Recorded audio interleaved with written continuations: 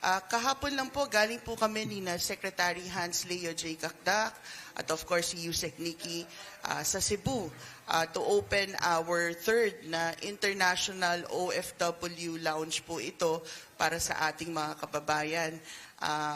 Dalawa po ang yung alam po natin na una ng mga International OFW Lounges. Ito po ay sa Terminals 3 and Terminals 3 and 1 po dito po sa Maynila. Kaya kauna-unahan po ito para sa mga kababayan po natin sa Cebu at sa Visayas.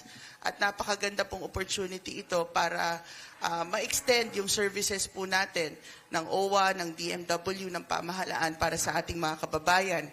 Doon po sa Terminals 3 and 1, halos 2 milyon na po ang napagsilbihan po nating mga OFWs.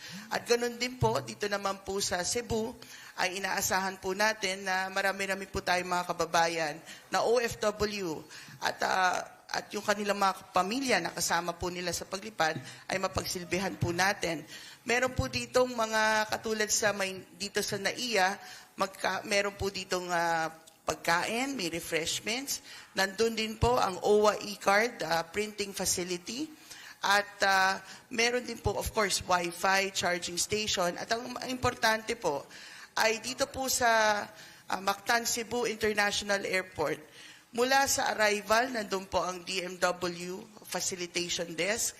Sa pag-check-in naman nila, sa pag-alis, nandun din po kami, OWA, DMW.